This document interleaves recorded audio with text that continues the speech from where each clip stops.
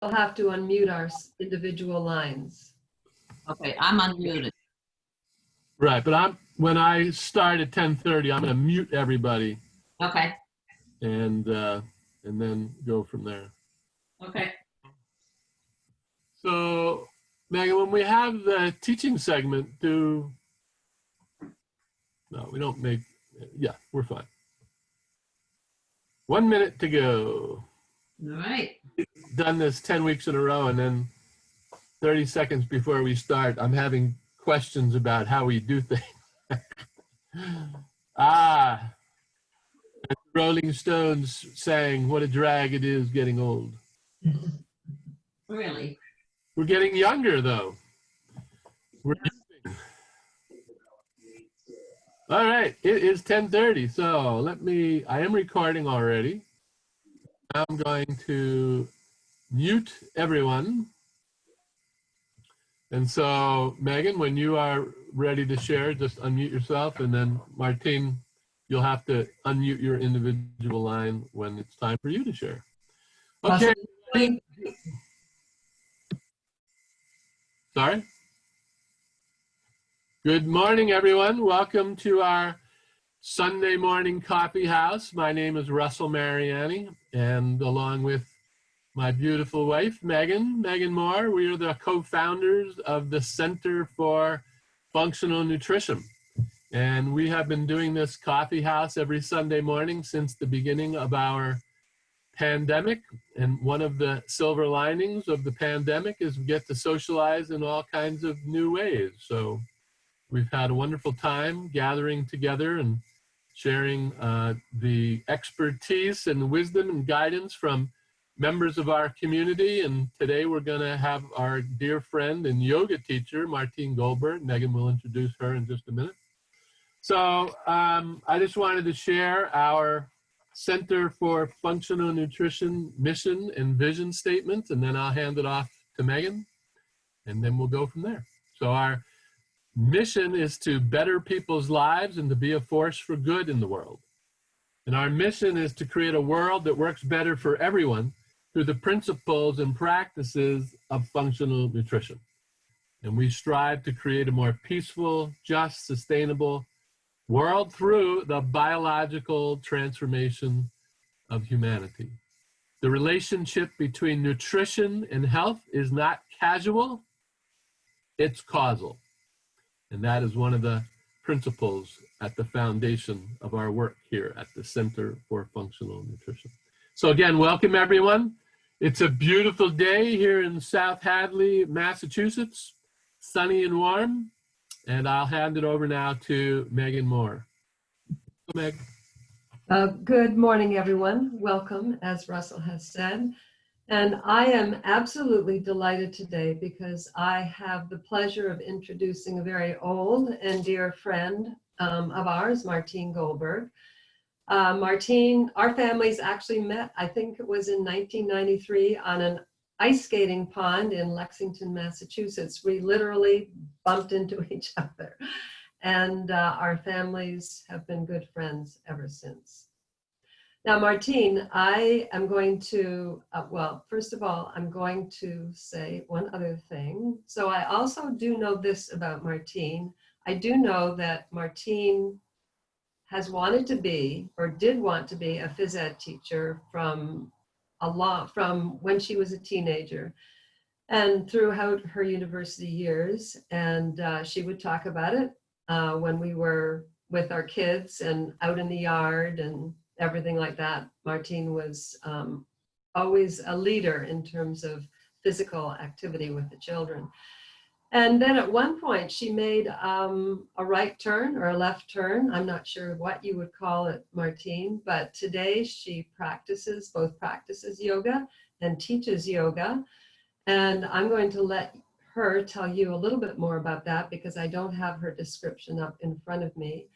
And I am really looking forward to this because I said to Martine when we were speaking on Wednesday or Thursday, I said, Martine, this will be my first virtual yoga class. So I don't know how you're going to do it, but I'm intrigued. And she said, well, I'll surprise you.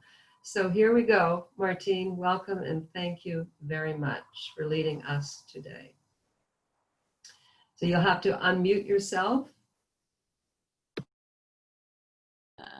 Okay, good morning, everyone. It's a pleasure. It's true. I mean, we've known each other for 20, close to 30 years at this point. And it's true, it's the first time I teach yoga for you guys. So I've been teaching yoga for close to 13 years in various settings, from young children to students in schools, athletes to older adults, various physical abilities. I even had some special needs adults in my classes. I was trained in the Viniyoga tradition. This is a practice where you are adapting yoga to the individual. So it's a function over form, though alignment in my teaching is still very present.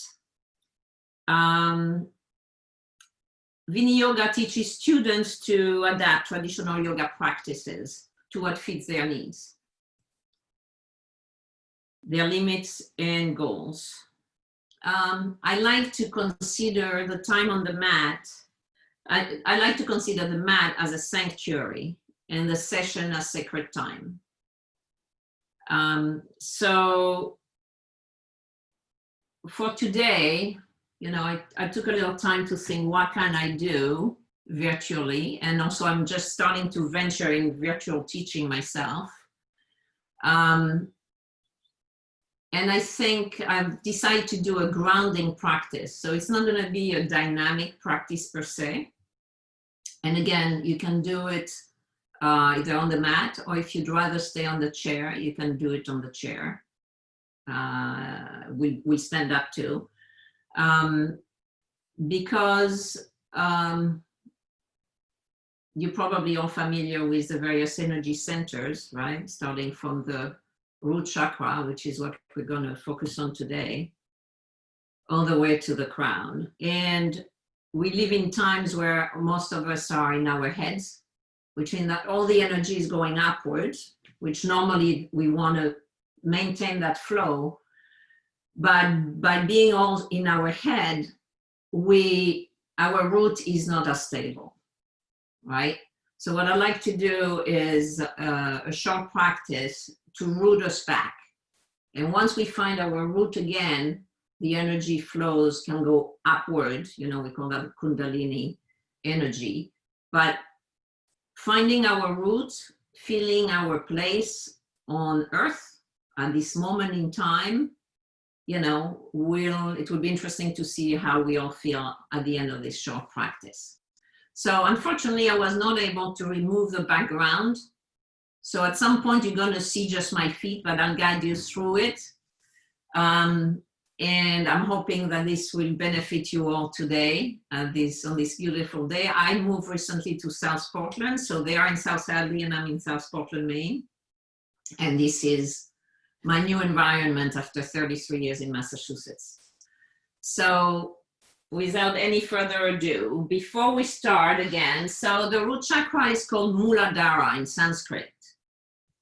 The sound, the mantra associated with that chakra is Lam. So you can even, when we go through the practice, start saying to yourself, Lam, having that sound. The color associated with that chakra is red. And the mudra, the hand seal that's associated with that root chakra, that base chakra, is holding the thumb and the pinky together, soft, 3 fingers extended and palms up, right? So that chakra is located at the 4th coccyx vertebrae. And it's represented in the hand and the head, and it's in fact in the back of the head. The affirmation for this chakra is I am. So we say even to ourselves we can chant the word Lam, or even quietly, but at the same time it grounds us into ourselves. So let's start by centering ourselves, sitting comfortably either on your chair or on the mat. If you are on the floor, on the mat, you can elevate with a blanket, a pillow, blocks, whatever feels right to you. I'm on my mat. Generally, I sit on blocks, but because of the setup, you wouldn't see me. So let's make this mudra, the thumb on top of the pinky, extending the other 3 fingers very softly. Roll the shoulders out and start opening the heart. And find your place and space at this moment. And connect with your breath.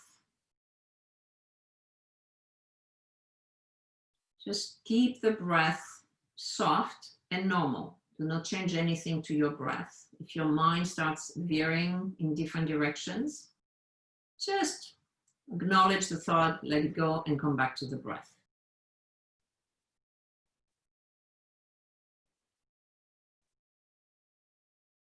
You can close your eyes or gaze at the tip of your nose.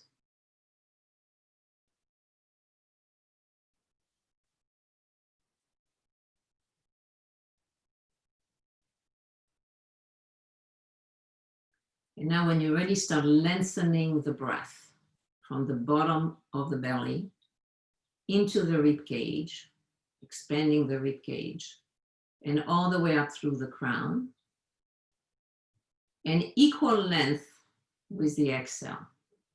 And notice how the exhale, as you get to the navel, is drawing the navel toward the spine, all the way down to that base, the root chakra. And then let it come back again. So imagine the waves on the beach, right? From the ocean coming in and out and creating that circle of energy with your breath.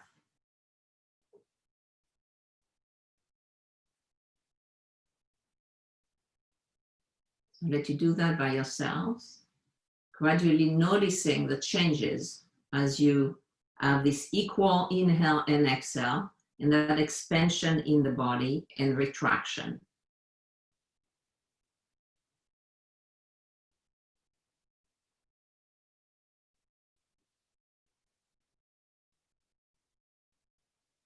When you're ready, come back to your normal breath and notice the difference. Notice what might have shifted and changed in the way you feel.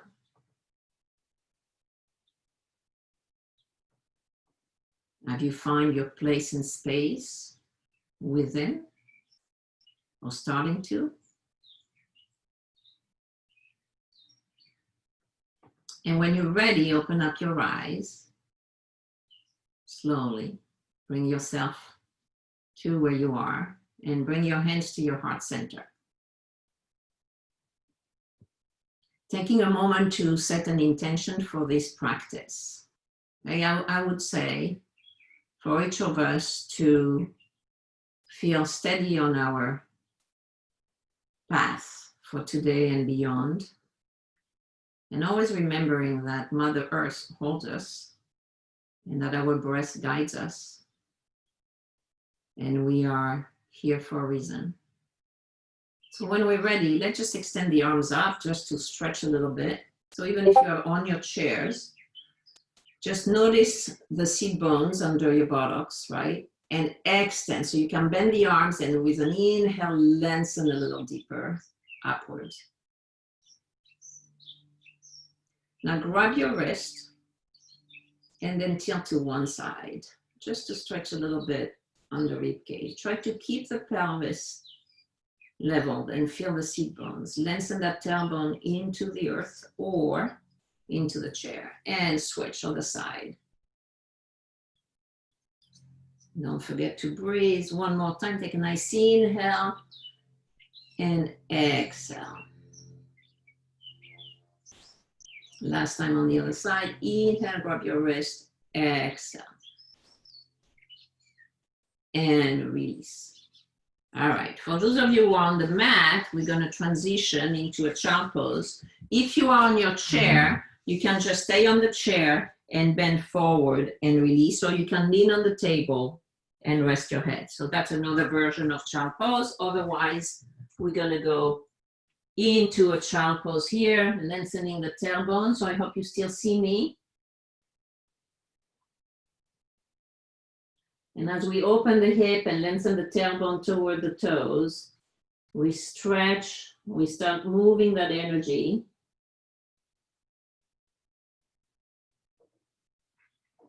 Taking a few breaths. So again, if you are on your chair, you can bend forward softly, or you can lean on the table, resting your forehead down. And then when you're ready, slowly come back. I'm going to do a downward facing dog. For those of you on the mat, you can do one too. Cycle your legs. Maybe bend the knees, lift the buttocks way up toward the ceiling, draw the heels down. Take a few breaths here, and then walk yourself up to a standing position. So slowly rolling upward. So now I'm not sure if you see me completely, but I'm going to guide you through that. All right. So this is called mountain pose, right? So if you are standing, maybe you are bare feet, right? And start to really lean on your heels, lift the toes, and then spread the toes. Start with the big toe, and then the others, right? So shoulders over hips, hips over heels, heels behind the toes, lengthening that tailbone down toward the earth. So start visualizing that root, right? Imagine that the tailbone, the tip of the tailbone is lengthening into the earth to hold you up. At the same time, notice the four corners under your feet. And take a nice inhale, roll the shoulders up, and then slide the shoulders down and slide the shoulder blades behind the heart. Let your arms on either side with the fingers pointing down. Close your eyes if you feel comfortable doing so. Otherwise, let your gaze be at the tip of your nose to a point in front of you. And breathe. So again, you can inside your head or say the chant Lam. Connect with that root. Notice how it feels to just be still. This is one of the most difficult poses in yoga, believe it or not.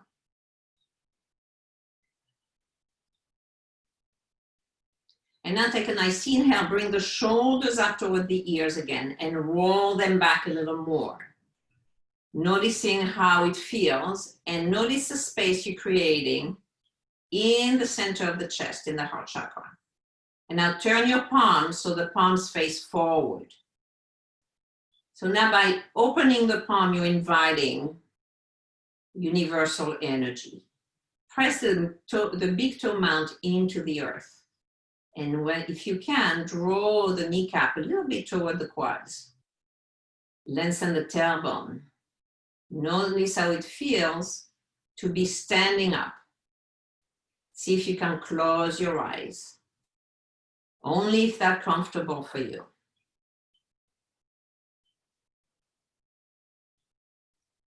When you're ready, take a nice inhale, bring the arms up overhead. Interlace your fingers and rotate so your palms are up toward the ceiling and the elbows are drawing towards each other. Keep feeling strong and connect to that tailbone. And breathe. Press a little more, lengthen. And release to the side. Do that one more time. Take a nice inhale, lift. Interlace your fingers. Rotate, palms facing up toward the ceiling.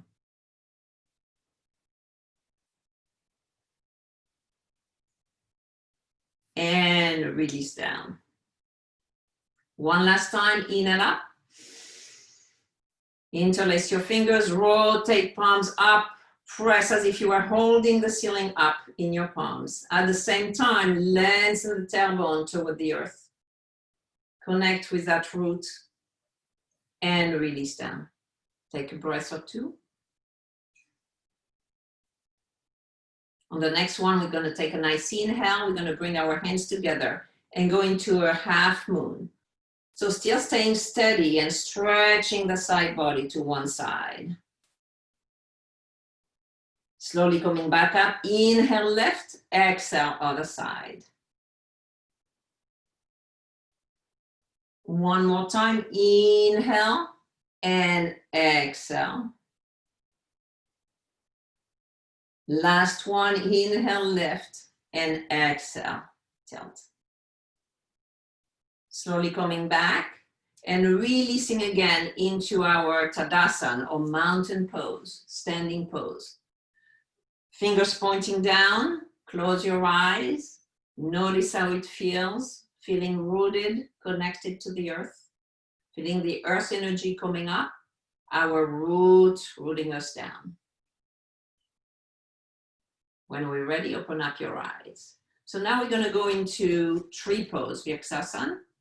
So for the tree pose, if you have a chair, I'll show you, you can use the chair for support, right? You can hold the chair. So in tree pose, it's a hip opener from the kinetic physical point of view. So you want to have the sole of your foot either by the ankle, by the calf.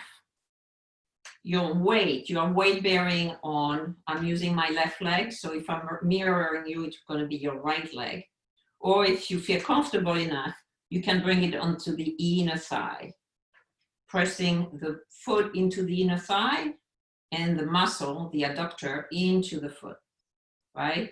And trying to keep that pelvis facing forward. You adapt to what feels right to you. Again, lengthening that tailbone. So now we are in tree. Tree pose addresses that Muladhara, but also the third eye, which is between the brows. So let's take a nice inhale here. You can maintain your support with a chair or a shelf or a table, whatever works for you. And bring the other arm up if you want. If you feel stable enough, you can bring both arms up. And now in your tree, I would like you to visualize a connection that you have with the earth through that Muladhara. Your roots going deep into the earth, connecting you to your ancestors, to your teachers, to your friends. The branches are reaching upward toward the future. And your third eye also allows you to ground. So you have a drishti, a point of focus, but it's also your inner teacher.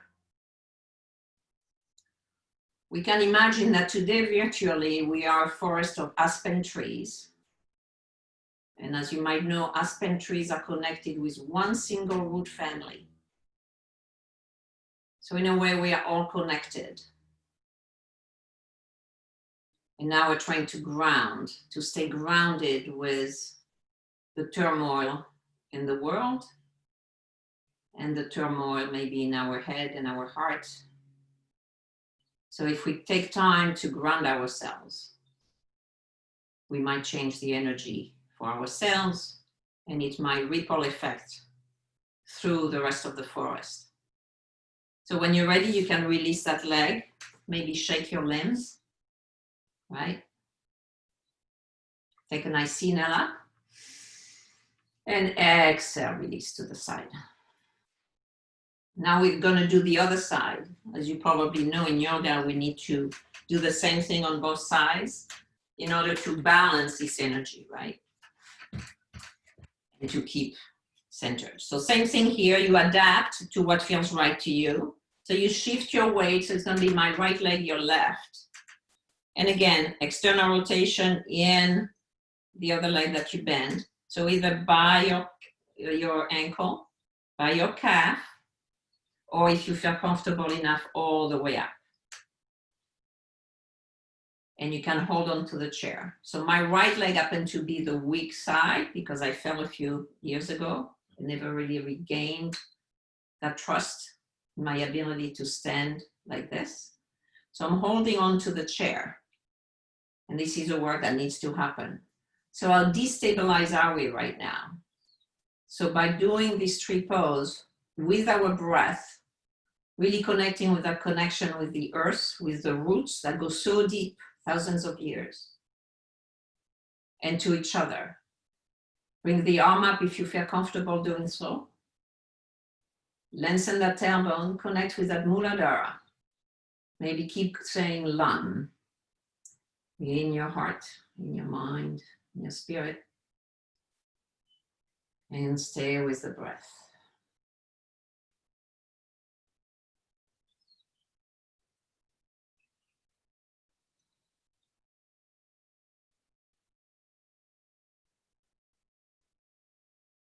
And when you're ready, slowly release the arm to the side, release your leg. You can shake your legs. And take a nice inhale again. And exhale to the side into your mountain pose. Again, this time let's roll the shoulders up and then slide the shoulder blades down behind the heart. Notice if you are stronger or if you need to readjust your stance. So go back on your heels, spread your toes, start with the big toe mount. Slight internal rotation in the thighs, right? Shoulders over hips, hips behind the heels, heels behind the toes. All right, take a nice inhale. Exhale in front of your heart. Anjali Mudra or prayer seal, pressing the thumbs slightly toward the sternum and the sternum into the thumbs. Appreciating this sequence so far. We're not quite finished.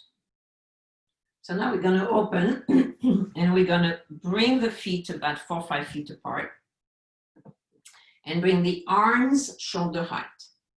So again, if your balance is not the best, feel free to use a chair to hold on to, right?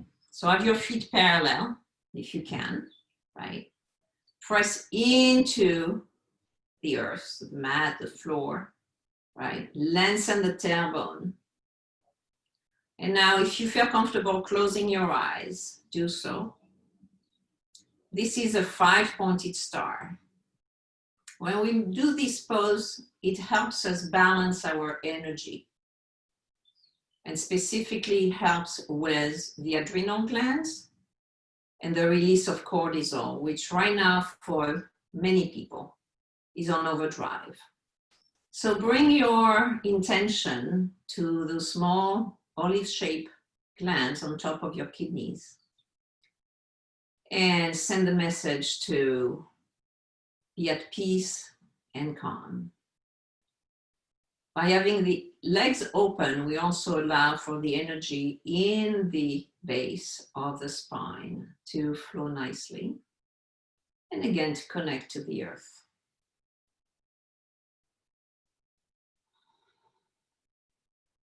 Just stay connected with your breath.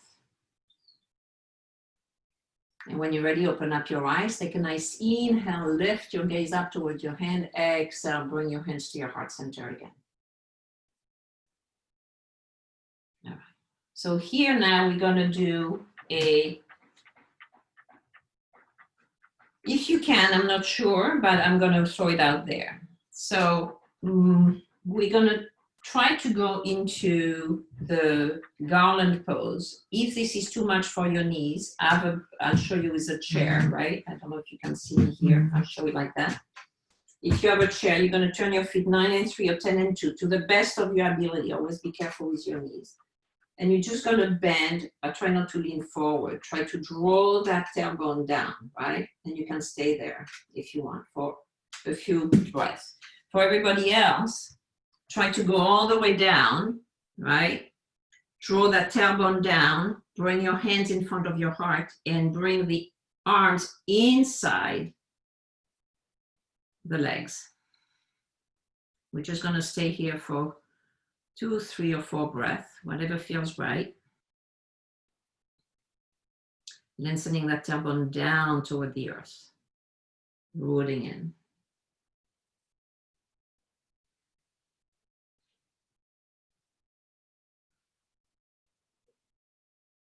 And when you're ready, slowly release.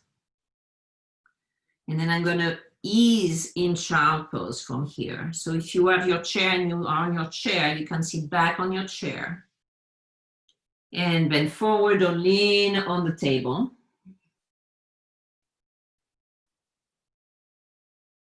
And connect with your inner child.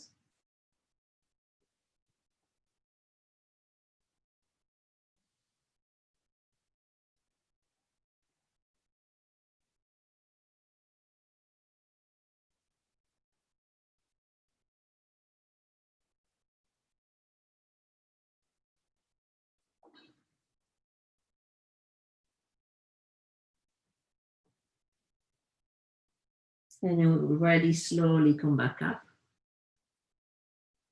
And then you can ease, if you are on the floor, you can ease back into easy pose. Or if you're on your chair, just go back to a sitting position. Make sure your feet are on the ground, flat. Take a nice inhale as you lift. Exhale, release the shoulders. Go back to that mudra I showed you at the beginning. So thumb and pinky touching, or the 3 fingers extended, palms facing up. Rest your hands on your knees and close your eyes.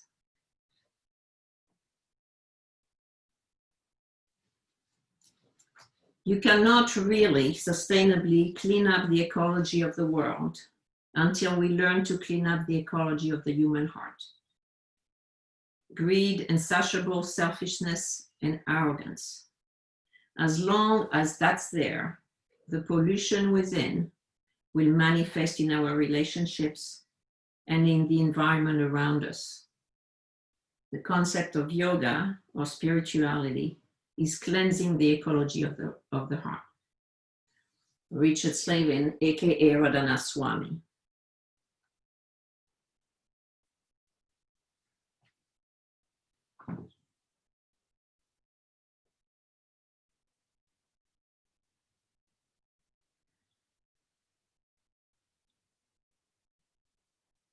When we are ready, let's open up the eyes, release the mudra, bring your hands together in front of your heart. Together, we're going to do 2 rounds of breath. We're going to inhale through the nose and exhale through the mouth. Make sure that you let it out. So together, inhale, compassion, exhale, compassion. Inhale, peace, exhale, peace. As we bring our hand to our forehead, I'm borrowing from a teacher I follow online. Let us have clear and peaceful thoughts. To our heart, clear and peaceful intentions. And to our mouth, clear and peaceful communication with people everywhere. And as we bow forward, let us say together, Namaste. May the light within me always honor the light within each of you. Thank you.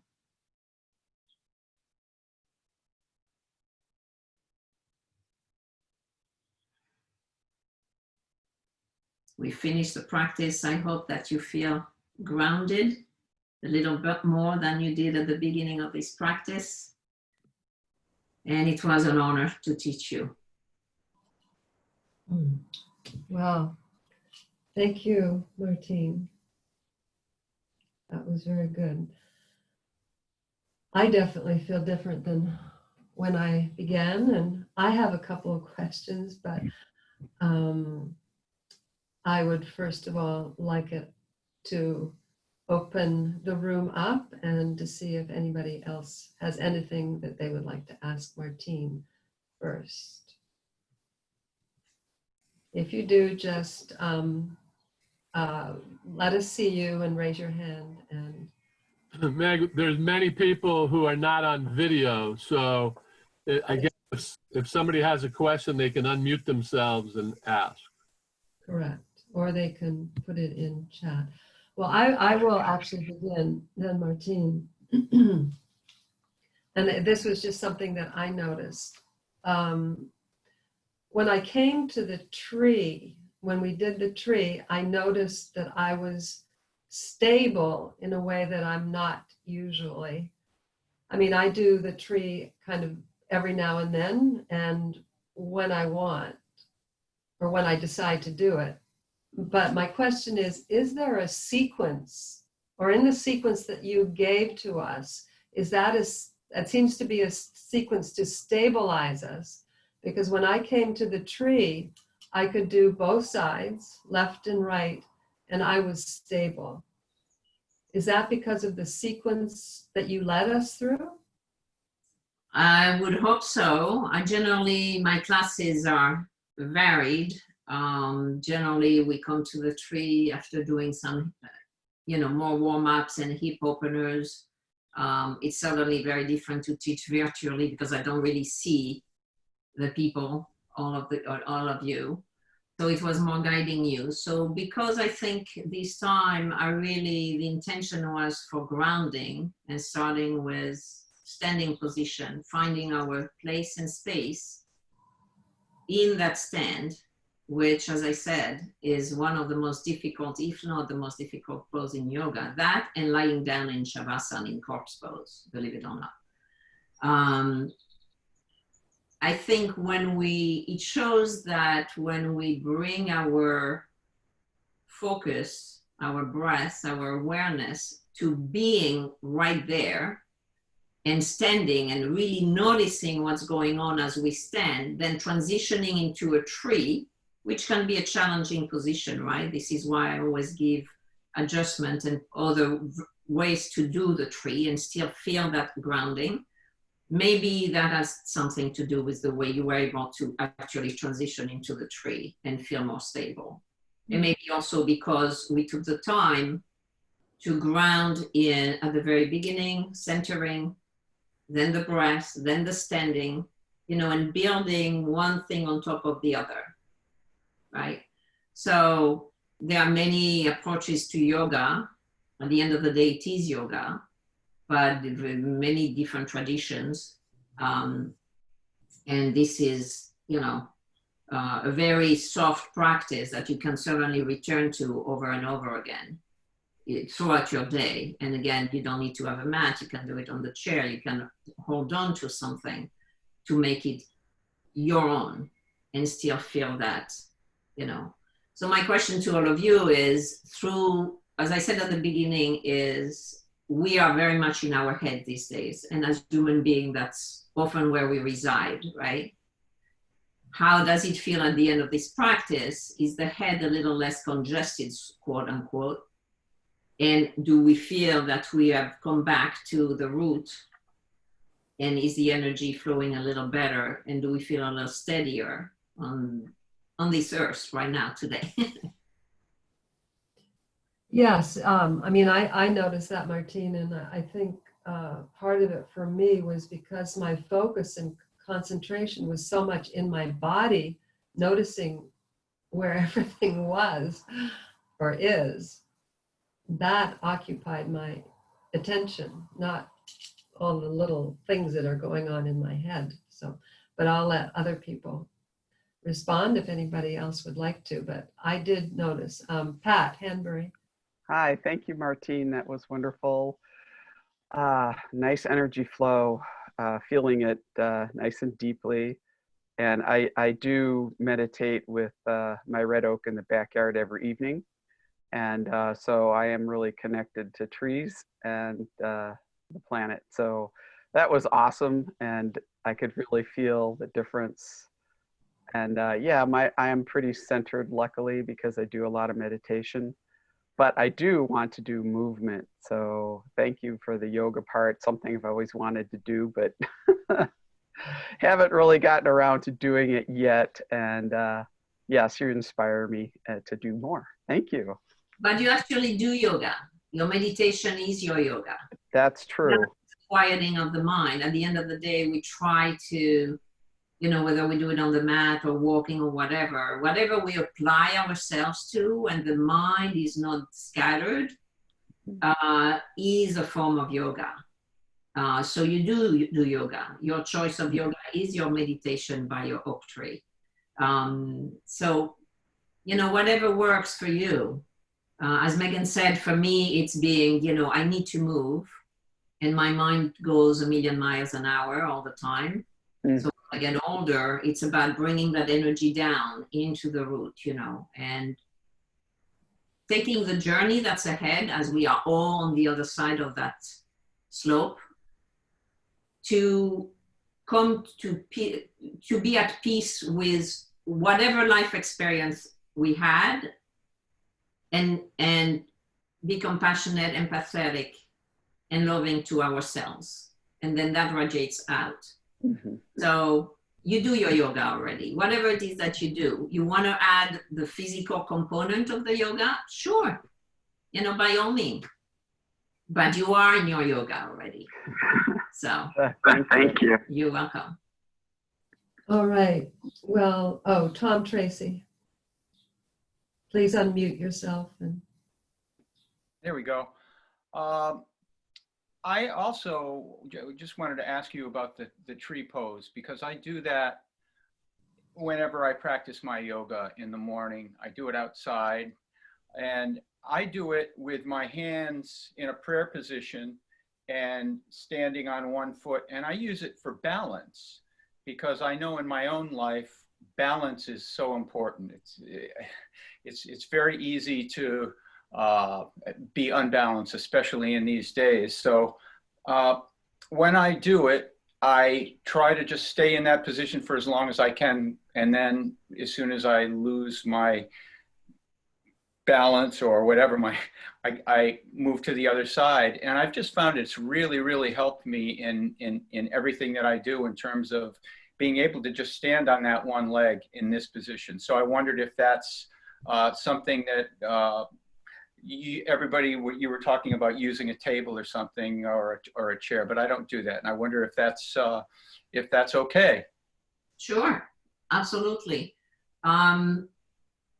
Tree pose is, let me backtrack a little bit. You mentioned that you move to the other leg when you get a little off kilter, right? Correct. Balance. So what happens when you get off kilter is, in fact, your mind is in the way. Something happens that distracted you from being on that leg at that moment. You might not realize it, but it is the chitta vritti, the noises in the head, that, or something that triggered, and you might not realize it, and then it gets you off kilter, and you say, okay, I'm going to get off that. So I challenge you in a way, maybe to stay in tree when you feel off that balance, and maybe use, if you do it outside by a tree, use the tree to regain your balance, and then bring your hands here, if that's what you're comfortable doing. Then you can challenge yourself to bring the hands up with, thumb and index pointing, if that's comfortable for you. But if this is where you are in your yoga and your tree pose, just stay there. But challenge yourself in going beyond that point where you tip over, quote unquote, right? Yeah. Because you're going to be overcoming whatever noise or whatever emotion or whatever thing is going on in your mind that is throwing you off kilter. And then when you're able to win that, it's going to have ripple effect, what we call off the mat, when you continue your journey during the day. And notice it, try to connect with that. See if that works. It might take more than one time. Clearly, we all know that yoga is a process, right? We are on the journey, and we can, one day we can do the tree perfectly, the next day we can't even hold it. What happened, right? Or any pose, right? Even standing up. So it's nice to try to see, be aware of what is throwing you off, but win over that, calm that voice, calm that noise, and try to stay maybe for another couple of breaths, and then gradually lengthen it. And then when you're ready to get off that leg, do the other side. So oftentimes in yoga, we lose our balance because of what's going on up here. We get distracted, right? Oops, that's it. Whether it's in warrior one, warrior two, the tree, any type of pose, or just standing up, right? So I hope that's helpful. Yeah, thank you, Martine. yeah, thank you, Martine. And I will say, I know that Martine, as she has said, is just beginning her yoga classes online. And in the constant contact that you all received is a link to her website. And please feel comfortable and free to click on that link and send her a note, and you'll be able to see all of her classes that she's presently giving on her website.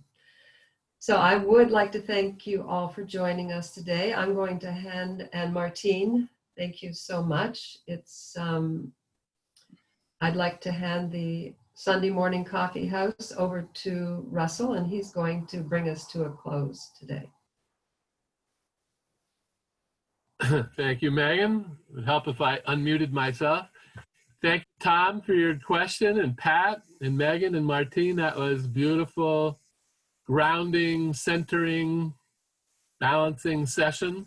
And it's so interesting that tree kind of became the center, the focus of the practice, and then many of the comments. And you mentioned aspen trees and how the root system of all aspen trees in the forest are all connected in one big root system, one big family. And that certainly seems to be the theme of the day, the perennial philosophy that we are all brothers and sisters, and we are all connected with the same root system. And let's get about acknowledging that and living from that place instead of division and being separate, because we're not separate. We are not only members of the same family, but we are connected to the same root system, just like those aspen trees. So thanks for the reminder, Martine. I actually put a bunch of short poems together to share with you today. I think I'll share one or two of them, but I just wanted to acknowledge that this month is the 40th anniversary of my career as a practitioner. I started in June of 1980, and so this month has really marked a big turning point for me, kind of a sense of fulfillment and completion, as well as a sense of new beginnings. So I wanted to, a couple of things came up when Martine mentioned the ecology of the heart. Ecology and biology to me are the same things. And so when we talk about the biological transformation of humanity, that happens because of ecological principles, starting with the recognition that what the earth is and what we are the same. The earth is not only our mother, but our father, our sister, our brother, our children, our ancestors. I had my start in the world of natural healing through a system called macrobiotics, which is a very mindful way of cooking based on traditional principles. And we used to say among ourselves that macrobiotics was the yoga of the kitchen. And I hadn't thought about that in a long time. So thanks for helping me remember that, Martine. And then one of the things that I came up with in my own practice over the years, and I wrote it in my book.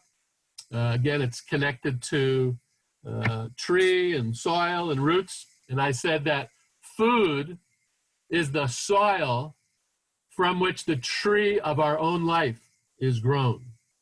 Food is the soil from which the tree of our own life is grown. So if you want to have a very sturdy tree, meaning your own life, take your food seriously. As I said at the outset of our session today, the relationship between nutrition and health is not casual, it's causal. Food is very powerful medicine. Okay, so I know we're running out of time, so I wanted to share just two things. One is from a yoga teacher. I'll save that for last, a very famous yoga teacher. But in the present challenging, tumultuous, and opportune times, I've thought often of Marianne Williamson and her leadership. And this wonderful book that she wrote in 1997 called The Healing of America. And if you've never read it, I recommend it to you. It's quite profound and very practical. And literally, I opened it this morning, and on the very first page of the book, as part of the introduction, she shares a quote from Abraham Lincoln, President Abraham Lincoln, on March 30th, 1863. It's just one short paragraph, so I wanted to share that. Again, this is from Abraham Lincoln in 1863. And this was the Emancipation Proclamation went into effect, became law on January 1st, 1863. So, of course, 1863, the heart of the Civil War. And here's what President Lincoln had to say. We have been preserved these many years in peace and prosperity.